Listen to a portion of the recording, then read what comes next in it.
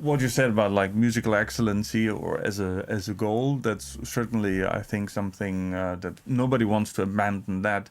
And actually thinking back, at the beginning of my master's, I did a 3-month exchange. Was it an exchange or something like that? I went for 3 months as a visiting researcher to the US, to Notre Dame University in Indiana.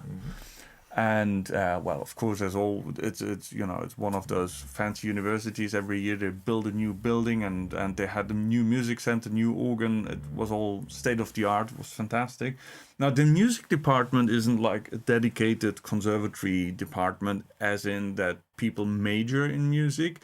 All of those people studying there were minor subjects, students. There was a guy who studied, I think, something with biology, and I heard his final exam, and he played, I think, First Symphony by Vierne. And listening to that, I thought, it's not like I haven't heard it played better at some point, even though better is always, it's a relative term again. But he could play, and he could play very well.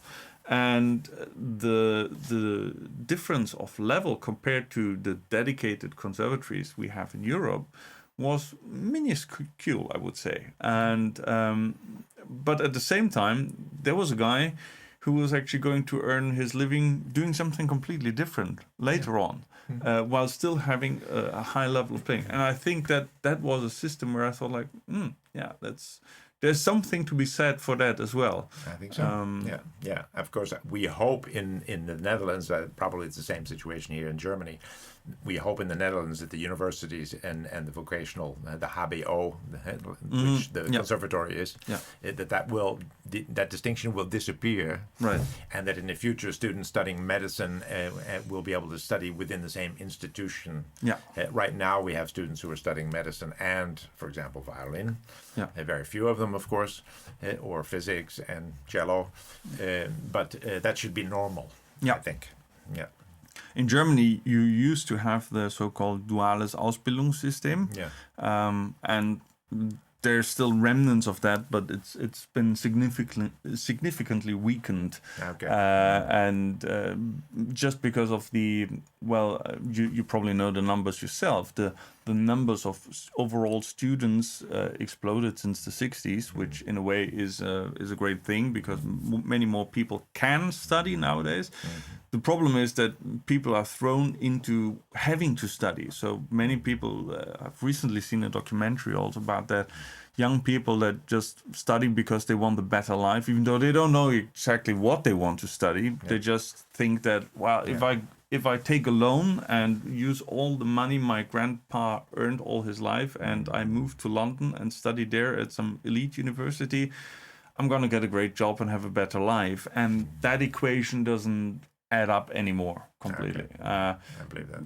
Because there's just too many people doing the same thing. And I think that what the next step will be a certain rediscovery of like this sort of thing that craftsmanship, for instance, a strengthening of craftsmanship again, but also like dividing the studies between something where you say like, okay, this is something that can earn me a living realistically, but at the same time I also do something vocational, as you said. I think for many musicians that is something that's anyway inevitable sooner or later. But I think people would profit from it if they would do it sooner rather than it's later. my own personal experience. I mean, I've studied music, human movement science and neuroscience. Yeah. I think the broader your education is, the more you will be able to use it in a particular vocation that you choose. Which I mean, I teach at a conservatory. Yeah. But so I'm not a practicing scientist in that sense. But it offers a completely different perspective on the work you're doing. Of course, I would recommend it to anybody. Yeah, absolutely. Yeah. So, as a closing idea, where would you think education should be going these days? Yeah, I think it's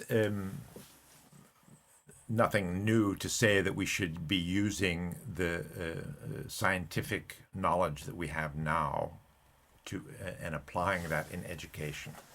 I think that's pretty a logical thing to say. I think that we're not doing that. So I think it's time that we seriously take a good look at what we're doing. Right now in Groningen, we're trying to develop a new bachelor curriculum at the Conservatory for Classical Music. This is the time to actually think about the whole concept of classical music, the training that we're giving our students, and redesigning it in terms of what we know now. So I think that's actually that would be my final comment. That we know a lot. Yeah, we're just not applying it. We're basing our methods, our curricula, we're basing it on tradition, and of course, tradition has great value, but it is one of the constraints on the curriculum of a professional music institution, I think. Well, thank you so much for your time, for coming here. And it's been great talking to you. And hopefully next time, well, if you ever come to the area of Tangermunde, where we will be soon, we'll have a bigger studio, more space, a nicer view.